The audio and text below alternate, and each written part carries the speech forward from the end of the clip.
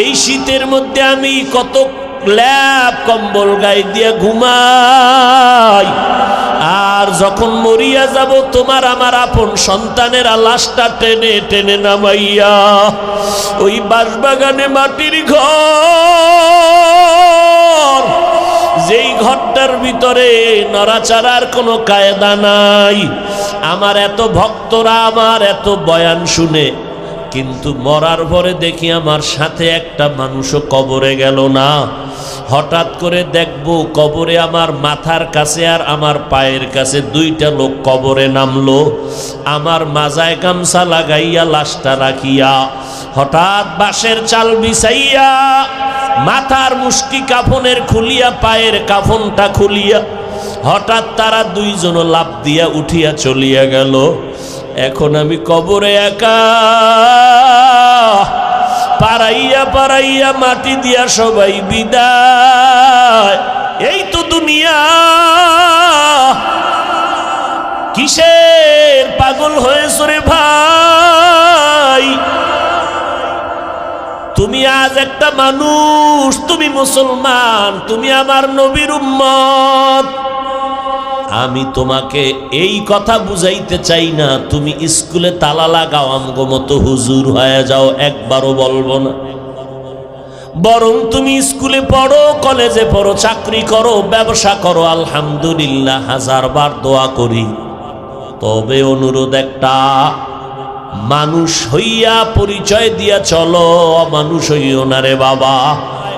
ও যুবক, আমার নবী তো ভবিষ্যৎবাণীও করে গেলেন, এই যুবকেরা, আমি মুহাম্মদ বড় ইতিম, আমি মুহাম্মদ বাবা বলিয়া ডাকতে পারি নাই, মা হারাইয়া বড় অসহায়, আর আমার থাকার মতো কোনো ঘর নাই।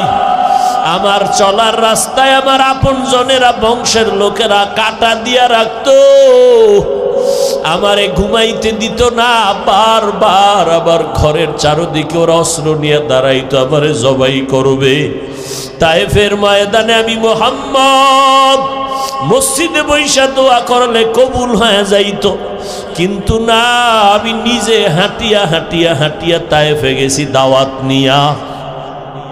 আমি মুহাম্মদের দিকে ইশারা কইরা তাদের সন্তানের লেলিয়ে দিয়ে বলে, পাথর মার, মক্কার পাগল আসছে, তারাইয়া দাও, পাথর মারিয়া তারাও। ওই সময় আমি মুহাম্মদের গায়ে ওই তায়েফের কাফির, ওই বাচ্চাগুলো আমার গায়ে বৃষ্টির মতো পাথর মারলো। আমার মাওলা জিব্রাইলের পাঠায় কয়, যাও, আমার নবীর কান্না সইতে পারি না।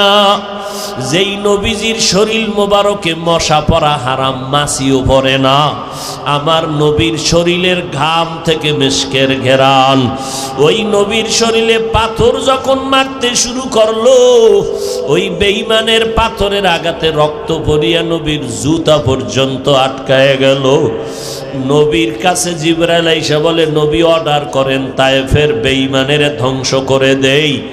মায়ার নবী কয়, না ভাই জিবরাইল, আমি বরদোয়া করার জন্য আসি না, এদের মারবা না, ওরা আজ আমাকে চিনে না, যদি চিনতে পারতো আমার গায়ে ওরা পাথর মারতো না। একদিন চিনতে পারলে দিনের উপকার হবে, খেদমত হবে। ওরা যদি জানতো আমি মুহাম্মদ বড় এতিম, আমার মা নাই বাবা নাই, তাহলে আমার প্রতি ওদের দয়া আসতো। ওরা জানে না আমি মুহাম্মদকে। এরে যুবক, আজকে দেখো বাবা, তোমার চোখের সামনে ইহুদি বিধর্মীরা পর্যন্ত আমাদের কোরআনের বিরুদ্ধে, ইসলামের বিরুদ্ধে, আলেমদের বিরুদ্ধে। এরপরও নজর করিয়া দেখো, আমরা কোরআনওয়ালারা, নবীর আদর্শওয়ালারা, এই দুনিয়া এত দুশ্মনের মাঝেও তো আলহামদুলিল্লাহ সম্মান কম নাই। এত বড় মহামারী করোনা গেল, কত ব্যবসায়ী ভাইয়ের ব্যবসা বন্ধ হয়ে গেল, চাকরিজীবীর চাকরি বন্ধ হয়ে গেল, কত যুবকের লেখাপড়া বন্ধ হয়ে গেল, টাকা নাই, বেতন দিতে পারে না। কিন্তু নজর করে তাকায় দেখো রে যুবক, একটা মাদ্রাসা পর্যন্ত বন্ধ হয় নাই। ওলামায়ে কেরাম যদিও কষ্ট করে, তারপরও কারো কাছে ভিক্ষা করে না। রাস্তায় গিয়া কারো কাছে বলেন আমারে টাকা দাও, না খাইয়া মরে যাইতেছি। তোমার চোখের সামনে যদি কোরআনের কারণে, নবীর সুন্নতের আমলের কারণে সম্মান থাকে এখনো, তাহলে কিয়ামতের দিন আমার মাওলার আদালতে কি পরিমাণ সম্মান হতে পারে। ও আল্লাহর বান্দারা, আমার আল্লাহর কোরআন পড়িয়া দেখিয়া কত বিধর্মীরা মুসলমান হয়ে গেল, আর তুমি মুসলমানের ঘরে জন্ম নিলা, আমার নবীর সুন্নাতটারে কেন জবাই করতেছ রে বাবা? তোমার অন্তরে কি একটু ভয় লাগে না? তোমার মতো যুবক আজকে তাকায়া দেখো, ব্যবসা করিয়াও এক বেলার নামাজ বাদ দেয় না। বলো বাবা, তুমি কেন নামাজ পড়তে পারো না? কয়দিন আর বাহাদুরি করবা? আমি যত বড় বক্তা দাবি করিয়া বয়ান করি না কেন, তুমি টাকার বড়াই যতই দেখাও না কেন, আমি বক্তাগিরির বক্তার বাহাদুরি, তোমার টাকাওয়ালার টাকার বাহাদুরি আজরাইল আসা পর্যন্ত টিকবে। আজরাইল আইসা যখন আমি হাফিজুর রহমান রে সিগন্যাল দিবে, তখন আমার রক্তের লোকেরা আমার গেঞ্জি বেলেট দিয়া কেটে কেটে রেখে দিবে।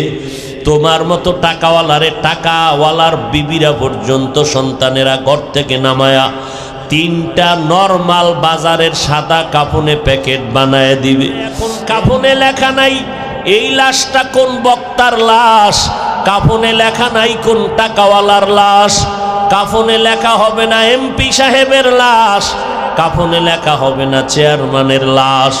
ও আল্লাহর বান্দা, সবার লাশ হবে সমান।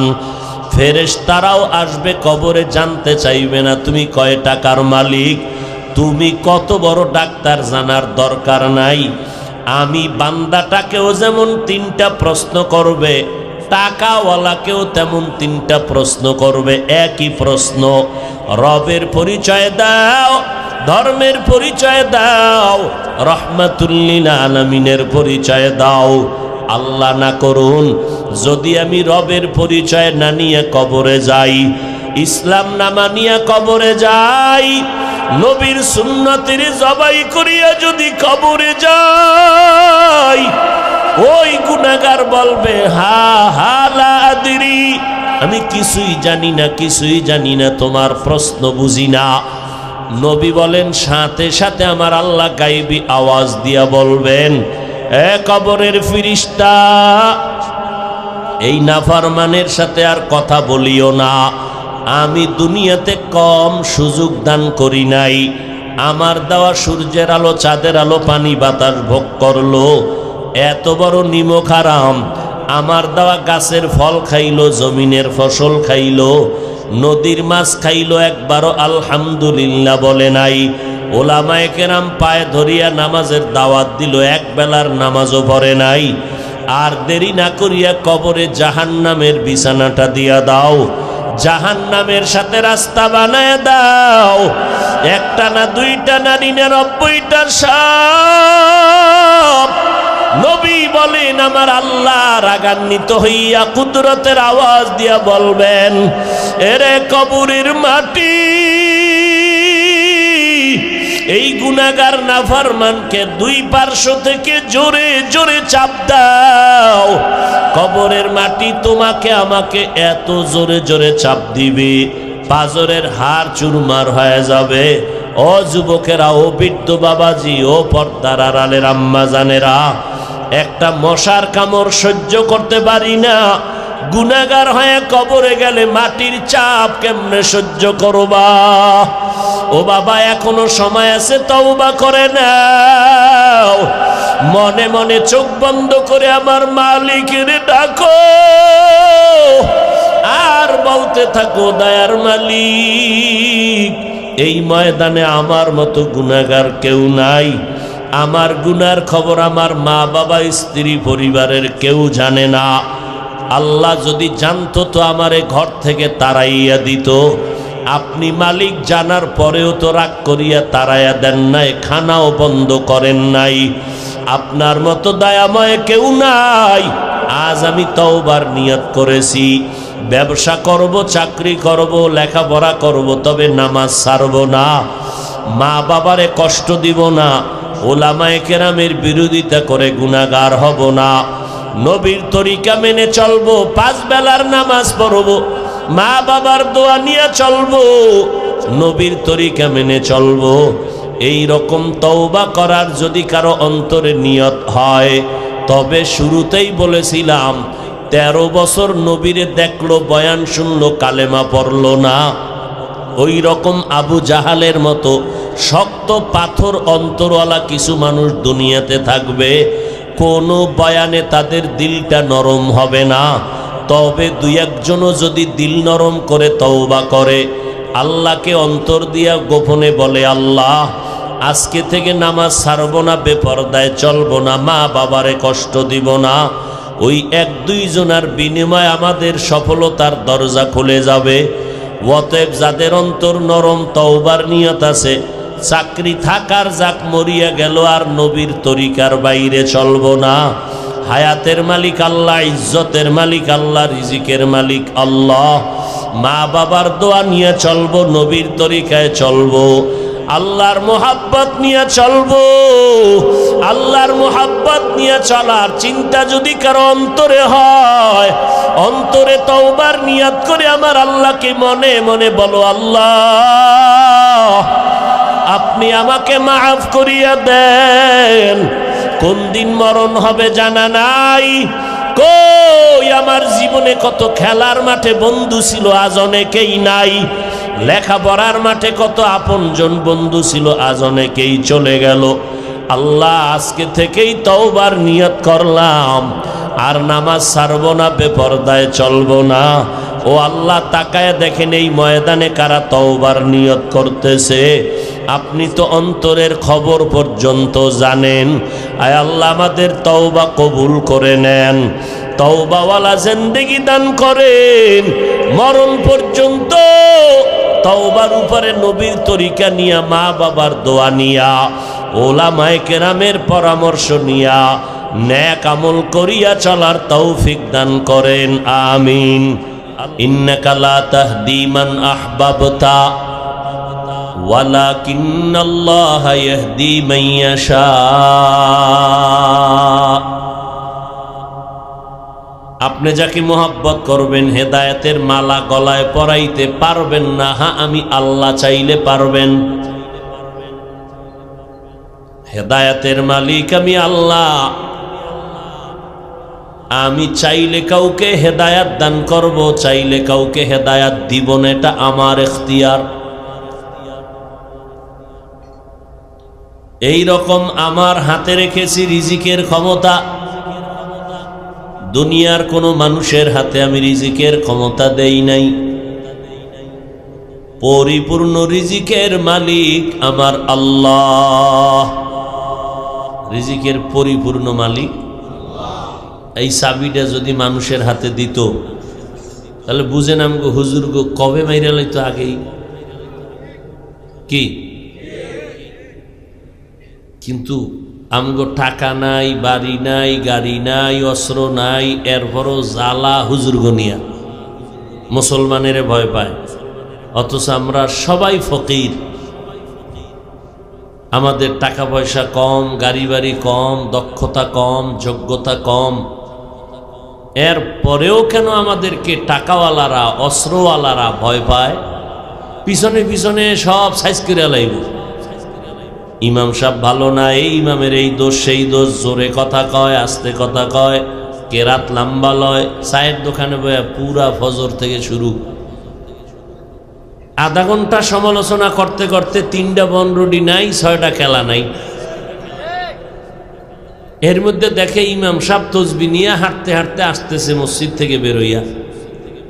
যেই লিডারে এতক্ষণ ইমামের বিরুদ্ধে কইল, লাভ দিয়া ইমামের সামনে দাঁড়ায় সালাম দিছে, সালাম আলাইকুম। সালামের স্টার তো স্টাইল সালামের, সালাম আলাইকুম। তার মানে তোমার উপরে খোদার গজব। তো হুজুরে খায় ওয়ালাইকুম, গজবটা তোর উপরে। বুঝেন না কথা? সালামাইকুম শব্দের অর্থ হলো তোমার উপরে আল্লাহর লানত। খুব খেয়াল করবেন। আর শব্দ হলো আসসালামু আলাইকুম। আইএ পাস করলা, বিএ পাস করলা, শুধু এতটুকু শব্দ বলতে পারলা না তুমি মুসলমান। আবার এক বুদ্ধিজীবী, কি জীবী? বুদ্ধিজীবী বলে, এই শুদ্ধ করে সালাম দেওয়া যাবে না, তাহলে জঙ্গি জঙ্গি ভাব। আমি ভাইলে জিগাইতাম, বুদ্ধিজীবী সাহেব আপনার বুদ্ধির জিবি কত, 1 না 4? বুদ্ধির জিবি আছে তো, মেমোরি সাইজ কিন্তু সব সমান, ভেতরের জিবি একনি। 1 জিবি মেমোরির সাইজও যেমন, 8 জিবি মেমোরির সাইজও তেমন, কিন্তু ভেতরের কারবার কিনা 68 জিবি মেমোরি, 4 জিবি মেমোরি, সে 64 জিবি মেমোরি। আর 1 জিবি মেমোরির সাইজ, ডিজাইন, কালার এক। এখন এই 1 জিবি ওয়ালায় যদি কয় 64 ওয়ালারে তোর সাইজ আর আমার সাইজ এক, অতএব তোর মধ্যে যেই বুদ্ধি আছে আমার মধ্যেও আছে। এবার কয় যদি আছে তো ঢুকা। 1 জিবির ভিতরে যদি 64 ধাক্কা দেয়, কম্পিউটার হ্যাং, মেমোরিও হ্যাং। আল্লাহ সব মাথা সমান বানাইছেন, আমার মাথার সাইজটাও যেই সমান, আপনারটাও কি একটু যদি ছোট হয় এটাও সমাজে দোষ, একটু মাথা বড় হইল দোষ। তাহলে আমাদের সব মাথার সাইজ সমান, ভেতরের জিবি এক নয়। কারো 1 জিবি, কারো 2 জিবি, কারো বুদ্ধি 4 জিবি, কোনো মানুষ আছে ওর জিবিই নাই। কারণ যেই তালে বিড়ি টানে ওর জিবি থাকে কিভাবে? গাঞ্জা খাইয়া চেহারাটারে হলুমান বানাইলে, মদের বোতল লইয়া সারা রাত রাস্তায় পাগলের মতো ঘুরে, আর কয় গোটা দেশের মালিক আমি। ম্যাডাম কয় ঘরে তো চাউল নাই, এটা তো বোতলের দোষ, আমার দোষ কি? আছে না নাই? সারা রাত মদ নিয়া পাগলের মতো রাস্তায় পড়ে থাকে। দিনের বেলা একটু মানুষের মতো পরিচয় দেয়, রাতের বেলা পশুর থেকেও খারাপ হয়ে যায়, পশুর থেকেও খারাপ, নেশাগ্রস্ত হইয়া। আল্লাহ হেদায়াত দান করুন। হ্যাঁ, কি কথা বলতেছিলাম? আল্লাহ পাক রব্বুল আলামিন জান্নাত দিবেন শুধু মুমিনকে, কোনো বেঈমানকে নয়। আবার মুমিনেরাও যে জান্নাত পাবে তাও খবর নিয়ে এরপরে জান্নাতে যেতে হবে, সোজা যেতে পারবে না। ওই যে বলতেছিলাম, কেন? নবী বলেন আমার আগের সেই সম্প্রদায় আসমান থেকে ডাইরেক্ট খানা পাইয়াও আল্লাহর সাথে গাদ্দারি করেছে। এদের মধ্যে দলে দলে দ্বন্দ্ব করিয়া, দলে দলে বিভক্ত হইয়া ৭২ দল হয়ে গেল। কিন্তু আমি মুহাম্মদ বড় ভয় পাই, আমার উম্মতের মধ্যে দ্বন্দ্ব এমন পর্যায়ে যাবে যে তাদের দল আরো একটা বেড়ে যাবে। কয় দল হইব টোটাল? ৭৩। এই ৭৩ দলের ভেতরে মাত্র এক দল জান্নাতে যাবে, আর বাকি ৭২ দল জাহান্নামে যাবে। নবী বলেন ওই যে ৭২ দল জাহান্নামে যাবে, এরা হিন্দু না, বৌদ্ধ না, এহুদি না, খ্রিস্টান না। এই ৭২ দল জাহান্নামী সব হবে মুমিন মুসলমান। আবার এক দল জান্নাতি, তারাও হবে মুমিন মুসলমান। ৭২ দল মুমিন মুসলমান জাহান্নামে কেন যাবে? এদের মধ্যে লেবাস, পোশাক, সুরাত ঠিক থাকবে, কিন্তু আকীদার ভেজাল হবে। এদের মধ্যে দ্বীন ইসলাম নিয়ে ভেদাভেদ শুরু হয়ে যাবে। দাবি করে আমি মাওলানা, দাবি করে আমি মদিনার উম্মত, কিন্তু ওয়াজের স্টেজে বৈশা মাওলানা কয়। নবীরা ভুল করেছিলেন, আল্লাহ নবীদের দিয়া ভুল করাইছেন। নাউজুবিল্লাহ আসে না? একটু চিন্তা কইরাই বলেন, কারণ আপনার হুজুরে যদি কয় তা তো নাউজুবিল্লাহ বলতে একটু চিন্তা করা দরকার। এক মাওলানা সাহেব ইসলামের ব্যানার লাগাইয়া এই সোনার বাংলায়, তাজা খবর, মাওলানা আমার মতো লঙ্গিওয়ালা না, বড় টাইটেলওয়ালা মাওলানা, মুসলমানের সামনে বলে কয় কোরআন শরীফের ভেতরে জাল আছে। বলে কেমন জাল? বলে হাদিসের থেকেও বেশি জাল। এবার বুঝেননি দল কেমনে ভাগ হইতেছে। এক মাওলানা বলে নবীর সাহাবী ওমরে ফারুক হলো একটা ভণ্ড বেদাতি। এখন বলেন তো কি করা যায়? ওই হুজুরের লগে তাল মিলান যায়নি? বলেন, ওই হুজুরের দল থাকলে ওই দলে যাওয়া যায়নি? না।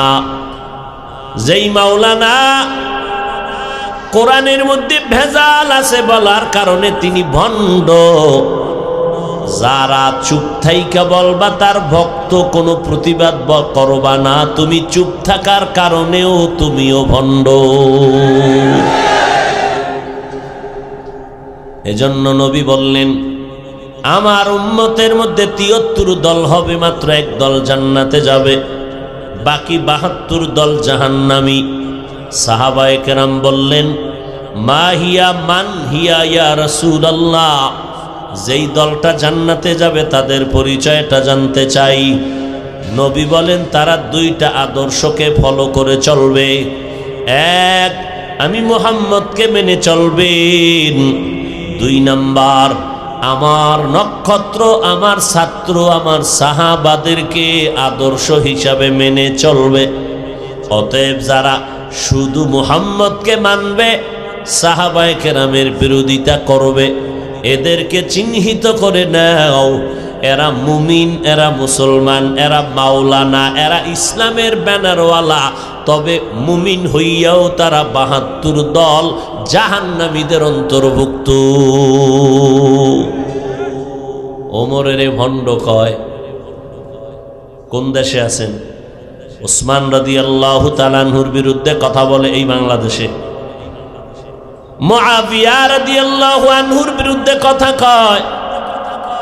কে সে ওমর? সারা দুনিয়ার সব নবী আম্বিয়া কিরাম আমার আল্লাহ পাকের আশিক, আর আমার আল্লাহ কয় আমি নিজে হলাম আমার বন্ধু মুহাম্মদের আশিক। আবার সব সাহাবায়ে কেরাম নবী মুহাম্মদের আশিক। নবী বলেন আমি মুহাম্মদ নিজে একমাত্র ওমরে ফারুকের আশিক। তাহলে ওমরের দাম কম না বেশি? অর্ধ জাহানের শাসক হযরত ওমর, কোনো বডিগার্ড নাই, কোনো সিকিউরিটি গার্ড নাই, অর্ধ দুনিয়ায় সোনার বাংলার মতো নামিয়া বিশাল 10 বছর শাসন করেছেন ওমর। কোনো বডিগার্ড নাই, কোনো দল নাই। আর লাগবে কেন? ওমরের দেখলে শয়তান দৌড়ায়। এই লোকটার বডিগার্ড হয়ে লাভ কি? যেই ওমরের দেখলে শয়তান ওই রাস্তায় থাকে না, ভয় পায়। বাঙালি এক চোরার ঘরের চোরা কয় হুজুর শয়তান আমারও ভয় পায়। কেন? আমি ওর থেকে বড় শয়তান। আমি যেই পরিমাণ আকাম করি শয়তানি আকামের খবরই জানে না। হযরত ওমর এত দামি সাহাবী যে ওমর রাস্তা দিয়ে চলে, শয়তানও রাস্তায় আসে না। আল্লাহর বান্দা মদের বোতল নিয়ে যাচ্ছে রাস্তা দিয়ে, হঠাৎ দেখে রাস্তার ওই পার্শ্ব থেকে ওমর আসতেছে, ভয় কাঁপতেছে। ওমর সামনে দাঁড়াইলে আজ আমার উপায় নাই, না দৌড়াইয়া কোথাও যেতে পারি, না বোতল ফালায় দিতে পারি। ওমরের নজর বড় তীক্ষ্ণ, কারণ ওমর জমিনের মধ্যে জুমার নামাজে খুতবা পড়তেছেন। শত শত শত শত মাইল দূরে পাহাড়ের পার্শ্বে মুমিনেরা, ওই পার্শ্বে দুশ্মন, উঠলেই গুলি মারবে। ওমর খুতবার মধ্যে দাঁড়াইয়া এখান থেকে চিৎকার দিয়া বলতেছে, ইয়া সারিয়া আল জাবাল, ইয়া সারিয়া আল জাবাল, ইয়া সারিয়া আল জাবাল।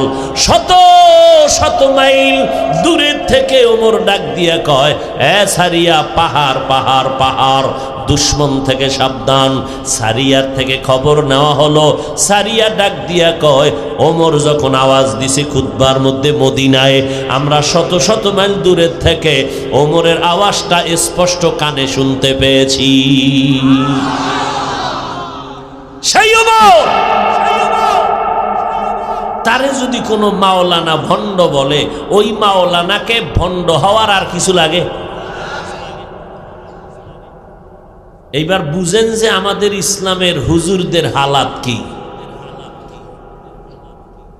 আওয়ামী লীগওয়ালারা কয় না এ কোরআনে ভেজাল আছে, বিএমপি ওয়ালারা বলে না এ কোরআনে জাল। কে বলেছে? সাধারণ মুসলমানও বলে না, ইসলামের ব্যানারওয়ালা মাওলানা নামের ভণ্ডরা বলেছে। গোপন কথা, ইউটিউব সার্চ দাও, ওপেন, হুজুরে চাইয়ে রয়েছে, দেখবা। সারা রাত মোরাকাবা করো, মোবাইলে কি দেখো, খুঁজো এগুলো। বয়ান কি শুনবেন, কি বয়ান করব? আল্লাহ হেদায়াত দান করুন। ও যুবকেরা, সচেতন হও।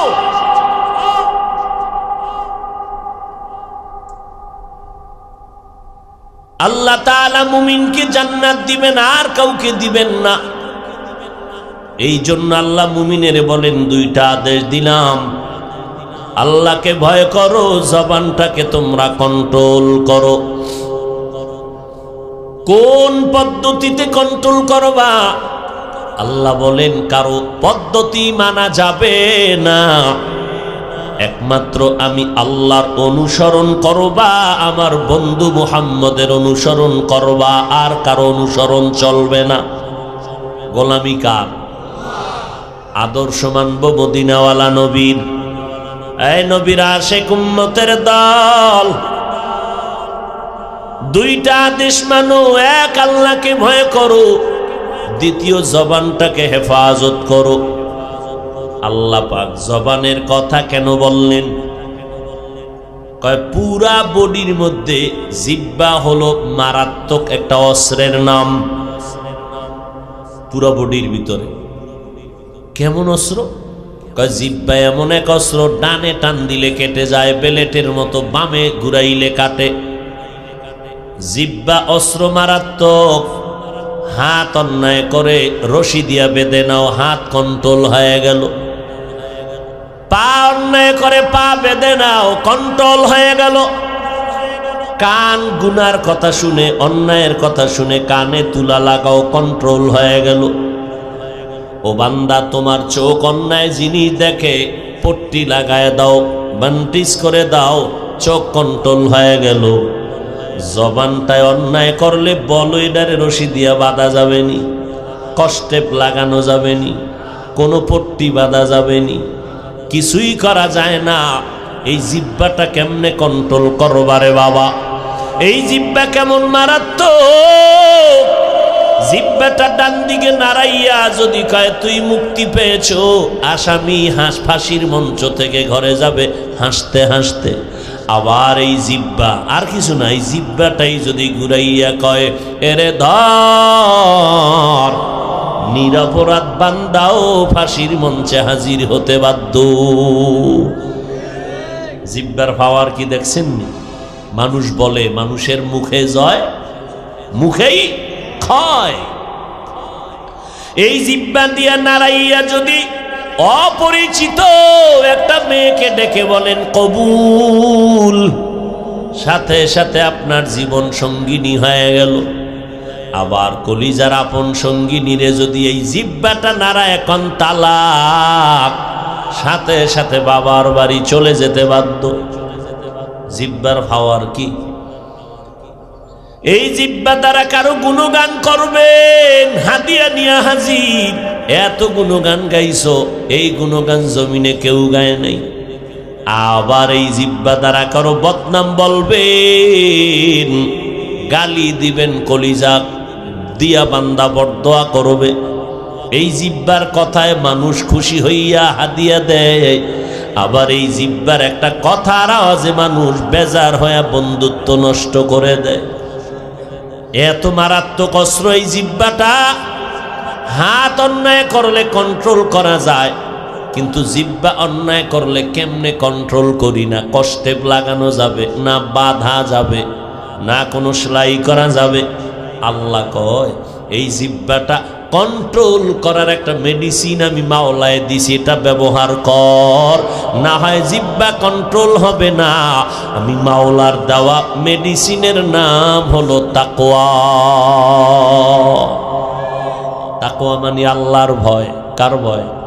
हर के दारत खौफे हक दर दिल मदागम जन्नतुल मअवा देहत उरा मकाम जुज़बा हक ची जे मखाज इंसो जा फजले उ आमस्ते दर जुमला जहां। এদিকে মানুষজন নাই, এদিকে আশেপাশে লোকজন নাই না, এদিকে আইলেই লোকজন পাওয়া খুব কষ্ট। সব ভিআইপি মানুষ, তো বুজুর্গ মানুষ, গুনাও নাই, দোয়া দায়েরও দরকার নাই। আবার যাও আয় কিছু মানুষে মোনাজাতের আগে যাই, কারণ গুনাহ নাই তো দোয়া করবো কি জন্য। গিয়া দেখবেন রাস্তায় বিড়ি টানতেছে বুজুর্গ। আল্লাহ হেদায়াত দান করুন। আরো জোরে বলেন। আল্লাহ বলেন তাকওয়ার মেডিসিন দিয়া জবানটারে হেফাজত করো।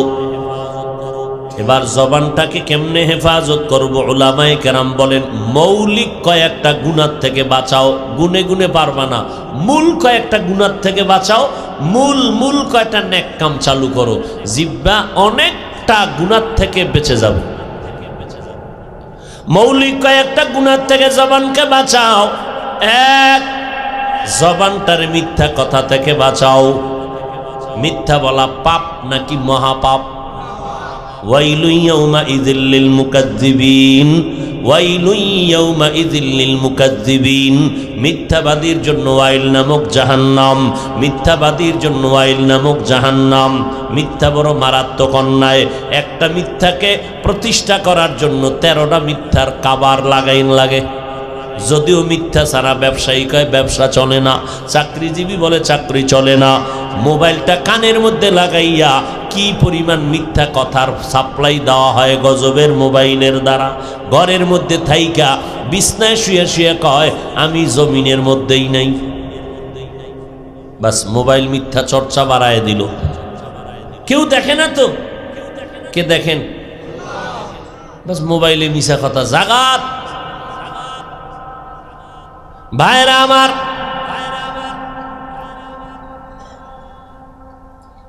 এক আল্লাহর বান্দা নবীজির সামনে হাজির, গিয়া কয় পয়গম্বর আমি বড় অন্যায় করে আসছি আপনার কাছে তওবার জন্য। তবে একটা অন্যায় করি না, অনেক অন্যায় করি। আপনি আমারে আস্তে আস্তে ঔষধ দিবেন, আমি আস্তে আস্তে ভালো হব। তুই কি অন্যায় করো? কয় এক, আমি মিথ্যা কথা বলি। 2, আমি জেনা করি। 3, মদ পান করি। 4, আমি চুরি করি। কি করি? লোকটা সরল মনে গেছে ভালো অর্জন।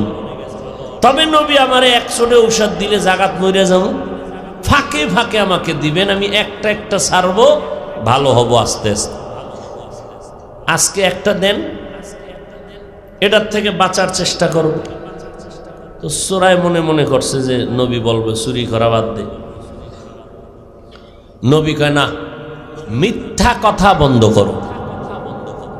চোরাই কয় চুরিটা বন্ধ করতে কইল না, তাহলে আজকে চুরি তো করা যাবে, যেহেতু আস্তে আস্তে মিথ্যা ছাড়ব। নবী আমাকে চুরি বন্ধ করতে বলেন নাই, নবী বলছেন মিথ্যা বলা যাবে না, তবে আজকের চুরি হবে বড় বরকতের চুরি। নবী জানছেন। অতএব আজকে দামি মানুষের বাড়ি যাব চুরি করার জন্য, রাতের অন্ধকার, চুরির নিয়তে ঘর থেকে রাতের আধারে বের হয়ে গেল, রাস্তার মাঝে গিয়া পেরেশান হয়ে গেল। নবী জানে আমি চোর, বাড়িওয়ালা এক যদি মাল না পাইয়া নবীর কাছে গিয়ে আমার মাল নাই, নবী জানে আমি চোর। নবী ডাকবে, কার মাল নিছো ক। ওয়াদা তো নবীর সামনে দিছি, মিথ্যা বলা যাবে না, সত্যই বলা লাগবে না। নবীর সামনে দ্বিতীয়বার হাতে নাতে চোর হিসাবে দাঁড়াইতে চাই না। চোরায় চুরির বাড়ির থেকে রাস্তা বন্ধ করে নিজের ঘরে রওয়ানা, না চুরি করে নবীর দরবারে যেতে চাই না। ঘরের মধ্যে গিয়া মদের বোতল নিল, মদ পান করবেন, চিন্তায় পড়ে গেল। মায়ার নবী যদি আবার জিজ্ঞাসা করে মদ কয় বোতল পান করেছিস, নবীর সাথে ওয়াদা দিছি মিথ্যা বলা যাবে না, স্বীকার করতে হবে। তো আমি আবার দ্বিতীয়বার ইচ্ছা করে নবীর হাতে ধরা পড়তে চাই না। মদের বোতল ফালায় দিল, জিনাও বন্ধ করে দিল। পরের দিন নবীর সামনে গিয়া ডাক দিয়া কয়, নবী আপনি শুধু আমার নবী না, মক্কা মদিনার নবী না, আপনি বিশ্ব নবী, সারা দুনিয়ার উম্মতের ডাক্তার। এমন একটা ঔষধ দিছেন, এক ঔষধে আমি পুরা ভালো হয়ে গেছি। ইমামুল আউয়ালিন আল আখিরিন বহরে সদকা রহমাতাল লিল আলামিন সাইয়্যিদুল কাউনাইন খাতমুল মুরসালিন আখিরামত বুদে ফখরুল আউয়ালিন।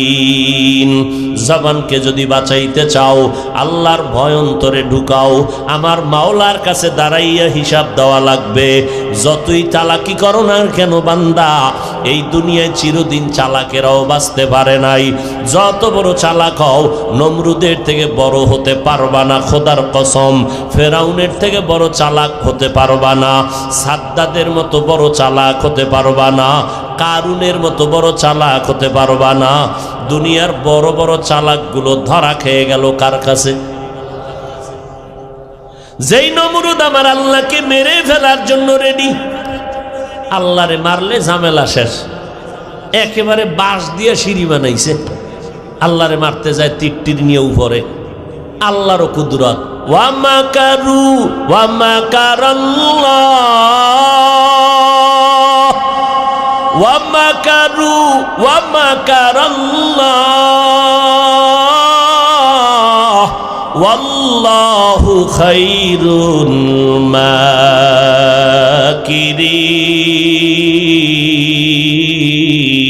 মাকিরিন। তুই কয় নাম্বারের চালাক? তোরে বানাইছে কে? তুই মাওলার সাথে চালাকি করবি?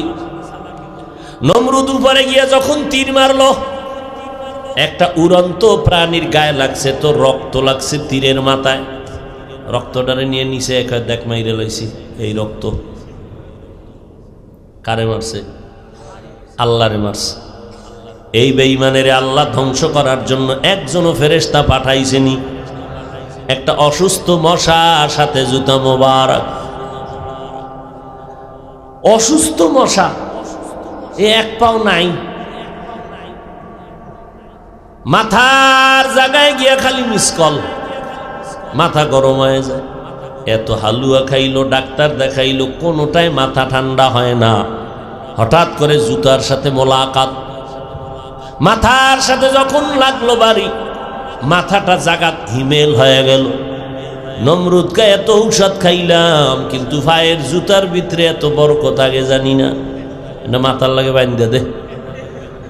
এবার বাড়ি দেয়, মাথা ঠান্ডা। কয় যে বাড়ি কে দিবে? কয় টাকা দিয়া কর্মচারী রাখ। কর্মচারীর কাজ হইল শুধু জুতার বাড়ি দেওয়া। কর্মচারীর ডাক দিয়া কয়, কর্মচারী জানুনি তোর চাকরি কি? কি জাহাপনা কয়, তুই শুধু জুতার বাড়ি মারবি ফাঁকে ফাঁকে। তবে শোন, যত জোরে বাড়ি মারবি তোর বেতন তত বাড়ায় দিন। গুলশানে জুমা পড়াই, ওখানে এক বড় লোক আছে, ওই বড় লোকের 8 জন খাদেম আছে যুবক, ওগোই পুরা মাস খেদমত করবে কুত্তা পালনের। 8 জন যুবক বা পুরা বছরটা কুত্তার খেদমত করে, এই মাসের বেতন নেয় কুত্তার খেদমত কইরা গুলশান এলাকায়। কারণ পৃথিবীতে মালিকের গোলামির ক্ষেত্রে কুকুরের থেকে আর ভালো কোনো প্রাণী নাই। খায় লাতি, কিন্তু আজীবন মালিকের জন্য প্রাণ দিয়ে দেয়। আজও পর্যন্ত কুকুর কোনো মালিকের সাথে বেদবি করছে, কামড় দিছে? নতুন মেহমান বাড়িতে ঢুকছে, কুকুর আওয়াজ দিছে, মালিক এই আমার মেহমান, কুকুর আসতে মাথা নত করে দিছে। এজন্য দেখেন না এখন নিরাপত্তার জন্য কুত্তা কিনে আনে, কারণ মানুষের উপরে তো বিশ্বাস নাই, বডিগার্ড বডির উপরে মাইরা দিলে উপায় কি? এজন্য কুত্তা আনছে, কারণ কুত্তা বেঈমানি করবে না। আসলেই কুকুর বেঈমানি করে না, আজও পর্যন্ত কোনো মালিকরে কামড়ায় নাই, বরং মালিককে বাঁচাইতে গিয়ে কুত্তা নিজের জীবন দিয়ে দিছে। এই প্রমাণ এই সোনার বাংলায় হয়েছে, পত্রিকায় পর্যন্ত খবর আসছে। এই জন্য আল্লাহ কোরআন শরীফে সূরা আরাফে বলছে অধিকাংশ মানুষগুলো জাহান্নামে যাবে, কারণ এরা পশুর থেকেও খারাপ। একটা কুকুর মালিকের থেকে কিচ্ছু পায় না, মালিকের জন্য জীবন দেয়। আর আমরা মালিকের থেকে সব পাইছি, বিন্দু থেকে বিন্দু দিতে রাজি না।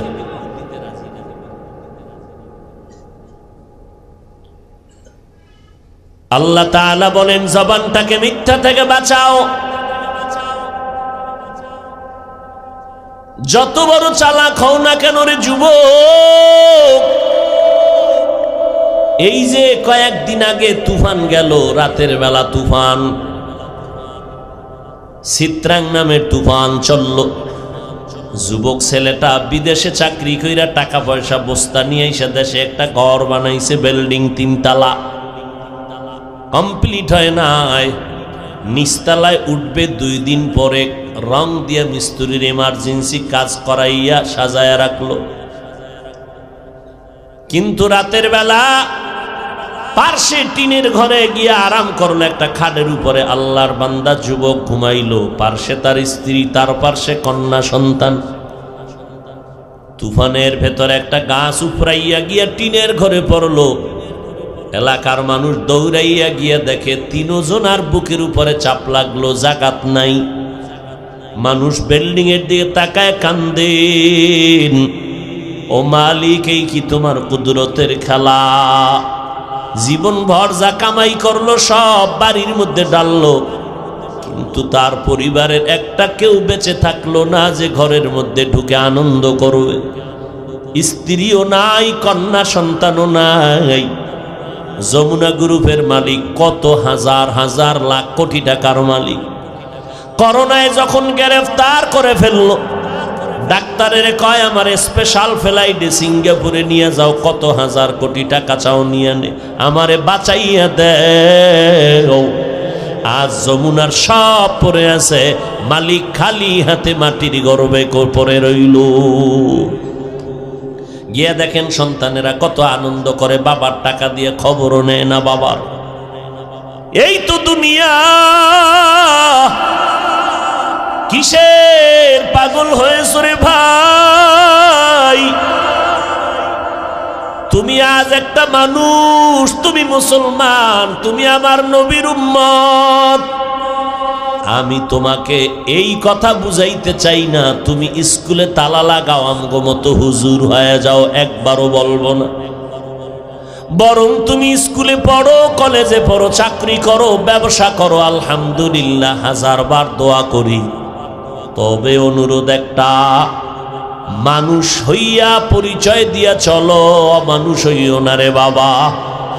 তোমার মতো যুবক স্কুলে পড়িয়া কলেজে পড়িয়াও নজর করে দেখো, আমগো মতো হুজুর না, কোনোদিন মাদ্রাসায় পড়ে নাই, অথচ 5 বেলার নামাজ পড়ে। এই রকম ছাত্র ছাত্রী স্কুল কলেজে যুবকেরা সাক্ষী দাও আছে না নাই? বালিশে মাথা লাগাইয়া একটা মিনিট চিন্তা করবি, তুমি কেন পারো না রে বাবা? ঘুমের মধ্যে যদি আজরাইল আইসা হাজির হয়, বল কালকে কবরে কি জবাব দিবি? আমিও তো তোর মতো একটা যুবক, প্যান্ট শার্টটাই লাগাইয়া দাড়ি কামাইয়া রাস্তায় যদি মাস্তানি করতাম, কেউ আমারে বাধা দিত না। দাড়ির কারণে যৌবন চলে যায়, টুপি দাড়ির কারণে, জামার কারণে শরীর গরম, টুপির কারণে মাথা গরম। আবার কত মানুষ আমগো টুপিওয়ালা বলে গালি দেয়, কওমি মাদ্রাসায় পড়ার কারণে বাজে কথা বলে। এরপরেও কেন টুপি ফালাই না, নামাজ সারি না, বেপরদায় চলি না রে যুবক? একমাত্র কারণ আমার মাওলার কোরআন পড়ে দেখলাম একটা কোনো ভুল নাই রে বাবা। কত বড় বড় বেঈমানেরা ভুল বের করার জন্য অপচেষ্টা করিয়াও বের করতে পারলো না, বরং বহু বড় বড় বেঈমানেরা কালেমা পড়ে মুসলমান হয়ে গেল। ও যুবক, আল্লাহর গোলাম, বালিশে মাথা লাগাইয়া নিজেকে একটা মিনিট প্রশ্ন করিও, ওরে মান, তোমার মতো যুবক আজকে রাস্তায় গাড়ি চালায়, ড্রাইভারি করে, নামাজ বাদ দেয় না, বলো বাবা তুমি কেন পারবা না? তোমার মতো যুবক নদীর মধ্যে মাছ ধরে, নৌকায় নামাজ পড়ে, এক বেলার নামাজও ছাড়ে না, বলো বাবা তুমি কেন পারো না? তোমার মতো যুবক সন্তান র্যাব, আর্মি, পুলিশ, বিডিআরের চাকরি করে, নামাজ বাদ দেয় না, বলো তুমি কেন পারবা না? ময়দানে কৃষি কাজ করে, গামছা বিছাইয়া নামাজ পড়ে, তারপরও নামাজ ছাড়ে না, বলো বাবা তুমি কেন পারবা না? আল্লাহর কি ভয় নাই? আমার নবীর প্রতি কি তোমার মোহাব্বত নাই? নবীর তরিকায় চলতে গেলে তোমার লেখাপড়া বন্ধ হবে না, চাকরিও যাবে না, ব্যবসাও বন্ধ হবে না। এমবিবিএস ডাক্তার হও, ইঞ্জিনিয়ার হও, প্রফেসর হও, তাতে কোনো ইসলামে বাধা নাই। তবে বাবা তুমি নবীর তরিকা মতে নামাজ পড়ো, মা বাবার খেদমত করিয়া দোয়া নাও, ওলামায়ে কেরামের পরামর্শ নিয়ে নিজেকে সুন্দরভাবে মানুষ হিসাবে পরিচয় নিয়ে চলো। তোমার ব্যবহারে যেন আলেম ওলামারা দোয়া করে, খুশি হয়। তোমার ব্যবহারে যেন এলাকার কোনো মানুষ কষ্ট না পায়। তোমার ব্যবহারে যেন মা বাবার অন্তরে কষ্ট না যায়। ও যুবক, আমার নবী তো ভবিষ্যৎবাণীও করে গেলেন, এই যুবকেরা আমি মুহাম্মদ বড় ইতিম, আমি মুহাম্মদ বাবা বলিয়া ডাকতে পারি নাই, মা হারাইয়া বড় অসহায়, আর আমার থাকার মতো কোনো ঘর নাই। আমার চলার রাস্তায় আমার আপনজনেরা, বংশের লোকেরা কাঁটা দিয়া রাখতো, আমারে ঘুমাইতে দিত না, বারবার আবার ঘরের চারদিকে ওরা অস্ত্র নিয়ে দাঁড়াইতো, আমারে জবাই করবে। তায়েফের ময়দানে আমি মুহাম্মদ মসজিদে বৈশা দোয়া করলে কবুল হয়ে যাইত, কিন্তু না, আমি নিজে হাঁটিয়া হাঁটিয়া হাঁটিয়া তায়েফে গেছি দাওয়াত নিয়া। আমি মুহাম্মদের দিকে ইশারা কইরা তাদের সন্তানের লেলিয়ে দিয়ে বলে, পাথর মার, মক্কার পাগল আসছে, তারাইয়া দেও, পাথর মারিয়া তারাও। ওই সময় আমি মুহাম্মদের গায়ে ওই তায়েফের কাফির, ওই বাচ্চাগুলো আমার গায়ে বৃষ্টির মতো পাথর মারলো।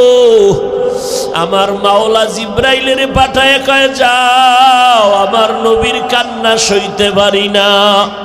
যেই নবীজির শরীর মোবারকে মশা পড়া হারাম, মাছিও পড়ে না, আমার নবীর শরীরের ঘাম থেকে মেশকের ঘেরান, ওই নবীর শরীরে পাথর যখন মারতে শুরু করলো, ওই বেঈমানের পাথরের আঘাতে রক্ত পড়িয়া নবীর জুতা পর্যন্ত আটকায় গেল। নবীর কাছে জিবরাইল আইসা বলে, নবী অর্ডার করেন তায়েফের বেঈমানের ধ্বংস করে দেই। মায়ার নবী কয়, না ভাই জিবরাইল, আমি বরদোয়া করার জন্য আসি না, এদের মারবা না, ওরা আজ আমাকে চিনে না, যদি চিনতে পারতো আমার গায়ে ওরা পাথর মারতো না। একদিন চিনতে পারলে দিনের উপকার হবে, খেদমত হবে। ওরা যদি জানতো আমি মুহাম্মদ বড় এতিম, আমার মা নাই বাবা নাই, তাহলে আমার প্রতি ওদের দয়া আসতো। ওরা জানে না আমি মুহাম্মদকে। এরে যুবক, আজকে দেখো বাবা, তোমার চোখের সামনে ইহুদি বিধর্মীরা পর্যন্ত আমাদের কোরআনের বিরুদ্ধে, ইসলামের বিরুদ্ধে, আলেমদের বিরুদ্ধে। এরপরও নজর করিয়া দেখো আমরা কোরআনওয়ালারা, নবীর আদর্শওয়ালারা, এই দুনিয়া এত দুশ্মনের মাঝেও তো আলহামদুলিল্লাহ সম্মান কম নাই। এত বড় মহামারী করোনা গেল, কত ব্যবসায়ী ভাইয়ের ব্যবসা বন্ধ হয়ে গেল, চাকরিজীবীর চাকরি বন্ধ হয়ে গেল, কত যুবকের লেখাপড়া বন্ধ হয়ে গেল। টাকা নাই, বেতন দিতে পারে না। কিন্তু নজর করে তাকায় দেখো রে যুবক, একটা মাদ্রাসা পর্যন্ত বন্ধ হয় নাই। ওলামায়ে কেরাম যদিও কষ্ট করে, তারপরও কারো কাছে ভিক্ষা করে না। রাস্তায় গিয়া কারো কাছে বলেন আমারে টাকা দাও, না খাইয়া মরে যাইতেছি। তোমার চোখের সামনে যদি কোরআনের কারণে, নবীর সুন্নতের আমলের কারণে সম্মান থাকে এখনো, তাহলে কিয়ামতের দিন আমার মাওলার আদালতে কি পরিমাণ সম্মান হতে পারে। ও আল্লাহর বান্দারা, আমার আল্লাহর কোরআন পড়িয়া দেখিয়া কত বিধর্মীরা মুসলমান হয়ে গেল। আর তুমি মুসলমানের ঘরে জন্ম নিলা, আমার নবীর সুন্নাতটারে কেন জবাই করতেছো রে বাবা? তোমার অন্তরে কি একটু ভয় লাগে না? তোমার মতো যুবক আজকে তাকায় দেখো, ব্যবসা করিয়াও এক বেলার নামাজ বাদ দেয় না। বলো বাবা, তুমি কেন নামাজ পড়তে পারো না? কয়দিন আর বাহাদুরি করবা?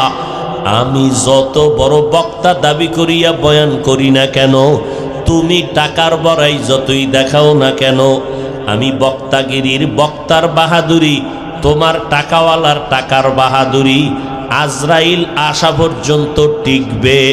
আজরাইল আইসা যখন আমি হাফিজুর রহমান রে সিগনাল দিবে, তখন আমার রক্তের লোকেরা আমার গেঞ্জি বেলেট দিয়া কেটে কেটে রেখে দিবে। তোমার মতো টাকাওয়ালারে, টাকাওয়ালার বিবিরা পর্যন্ত সন্তানেরা ঘর থেকে নামায়া 3টা নরমাল বাজারের সাদা কাপনে প্যাকেট বানায় দিবে। এরপরে বাঁশবাগানে নিয়া এই শীতের মধ্যে আমি কত ল্যাপ কম্বল গায়ে দিয়ে ঘুমাই।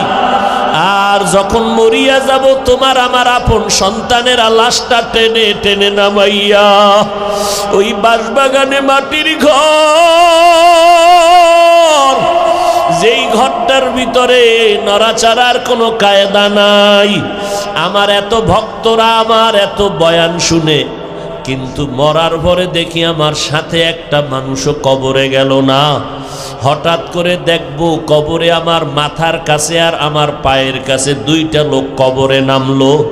আমার মাজায় গামছা লাগাইয়া লাশটা রাখিয়া, হঠাৎ বাঁশের চাল বিছাইয়া, মাথার মুষ্টি কাফনের খুলিয়া, পায়ের কাফনটা খুলিয়া, হঠাৎ তারা 2 জন লাফ দিয়া উঠিয়া চলিয়া গেল।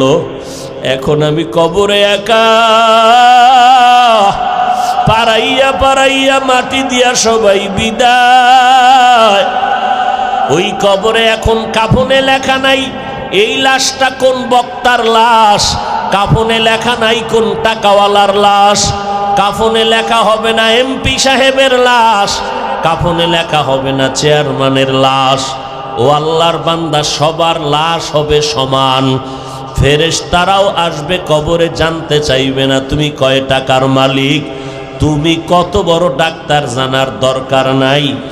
আমি বান্দাটাকেও যেমন 3টা প্রশ্ন করবে, টাকাওয়ালাকেও তেমন 3টা প্রশ্ন করবে। একই প্রশ্ন, রবের পরিচয় দাও, ধর্মের পরিচয় দাও, রহমাতুল লিল আলামিনের পরিচয় দাও। আল্লাহ না করুন যদি আমি রবের পরিচয় না নিয়ে কবরে যাই, ইসলাম না মানিয়া কবরে যাই, নবীর সুন্নতের জবাই করিয়া যদি কবরে যাই, ওই গুনাহগার বলবে হা হা লা আদরি, আমি কিছুই জানি না, কিছুই জানি না, তোমার প্রশ্ন বুঝি না।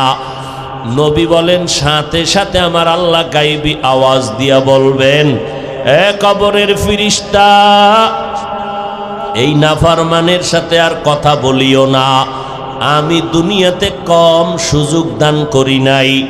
আমার দেওয়া সূর্যের আলো, চাঁদের আলো, পানি বাতাস ভোগ করলো, এত বড় নিমক হারাম। আমার দেওয়া গাছের ফল খাইলো, জমিনের ফসল খাইলো, নদীর মাছ খাইলো, একবারও আলহামদুলিল্লাহ বলে নাই। ওলামায়ে কেরাম পায়ে ধরিয়া নামাজের দাওয়াত দিল, এক বেলার নামাজও পড়ে নাই। আর দেরি না করিয়া কবরে জাহান্নামের বিছানাটা দিয়া দাও, জাহান্নামের সাথে রাস্তা বানায় দাও। একটা না, দুইটা না, 99টা সাপ। নবী বলেন আমার আল্লাহ রাগান্বিত হইয়া কুদরতের আওয়াজ দিয়া বলবেন, এরে কবরের মাটি, এই গুনাহগার নাফরমানকে দুই পার্শ্ব থেকে জোরে জোরে চাপ দাও। কবরের মাটি তোমাকে আমাকে এত জোরে জোরে চাপ দিবে, পাজরের হাড় চুরমার হয়ে যাবে। ও যুবকেরা, ও বৃদ্ধ বাবাজি, ও পর্দার আড়ালের আম্মা জানেরা, একটা মশার কামড় সহ্য করতে পারি না। গুনাহগার হয়ে কবরে গেলে মাটির চাপ কেমনে সহ্য করবা? ও বাবা, এখনো সময় আছে, তওবা করে নাও। মনে মনে চোখ বন্ধ করে আমার মালিকের ডাকো আর বলতে থাকো, দয়ার মালিক, এই ময়দানে আমার মতো গুনাহগার কেউ নাই। আমার গুনার খবর আমার মা বাবা, স্ত্রী, পরিবারের কেউ জানে না। আল্লাহ যদি জানতো তো আমারে ঘর থেকে তাড়াইয়া দিত। আপনি মালিক জানার পরেও তো রাগ করিয়া তাড়াইয়া দেন নাই, খানাও বন্ধ করেন নাই। আপনার মতো দয়াময় কেউ নাই। আজ আমি তওবার নিয়ত করেছি, ব্যবসা করব, চাকরি করব, লেখাপড়া করব, তবে নামাজ ছাড়ব না, মা বাবারে কষ্ট দিব না, ওলামায়ে কেরামের বিরোধিতা করে গুনাহগার হব না, নবীর তরিকা মেনে চলবো, 5 বেলার নামাজ পড়ব, মা বাবার দোয়া নিয়ে চলবো, নবীর তরিকা মেনে চলবো। এই রকম তওবা করার যদি কারো অন্তরে নিয়ত হয়, তবে শুরুতেই বলেছিলাম 13 বছর নবীরে দেখলো, বয়ান শুনলো, কালেমা পড়লো না। ওই রকম আবু জাহালের মতো শক্ত পাথর অন্তরওয়ালা কিছু মানুষ দুনিয়াতে থাকবে, কোনো বয়ানে তাদের দিলটা নরম হবে না। তবে 2-1 জনও যদি দিল নরম করে তওবা করে, আল্লাহকে অন্তর দিয়া গোপনে বলে, আল্লাহ আজকে থেকে নামাজ ছাড়ব না, বেপরদায় চলব না, মা বাবারে কষ্ট দিব না, ওই 1-2 জনের বিনিময়ে আমাদের সফলতার দরজা খুলে যাবে। অতএব যাদের অন্তর নরম, তওবার নিয়ত আছে, চাকরি থাকার যাক, মরিয়া গেল, আর নবীর তরিকার বাইরে চলব না। হায়াতের মালিক আল্লাহ, ইজ্জতের মালিক আল্লাহ, রিজিকের মালিক আল্লাহ। মা বাবার দোয়া নিয়ে চলব, নবীর তরিকায় চলব, আল্লাহর মোহাব্বত নিয়ে চলবো। আল্লাহর মোহাব্বত নিয়ে চলার চিন্তা যদি কারো অন্তরে হয়, অন্তরে তওবার নিয়ত করে আমার আল্লাহকে মনে মনে বলো, আল্লাহ আপনি আমাকে মাফ করিয়া দেন। কোন দিন মরণ হবে জানা নাই। কই আমার জীবনে কত খেলার মাঠে বন্ধু ছিল, আজ অনেকেই নাই। লেখাপড়ার মাঠে কত আপনজন বন্ধু ছিল, আজ অনেকেই চলে গেল। আল্লাহ আজকে থেকেই তওবার নিয়ত করলাম, আর নামাজ ছাড়ব না, বেপরদায় চলব না। ও আল্লাহ, তাকায় দেখেন এই ময়দানে কারা তওবার নিয়ত করতেছে। আপনি তো অন্তরের খবর পর্যন্ত জানেন। আয় আল্লাহ, আমাদের তওবা কবুল করে নেন, তওবাওয়ালা জিন্দেগি দান করেন। মরণ পর্যন্ত তওবার উপরে নবীর তরিকা নিয়া, মা বাবার দোয়া নিয়া, ওলামায়ে কেরামের পরামর্শ নিয়া নেক আমল করিয়া চলার তৌফিক দান করেন। আমিন।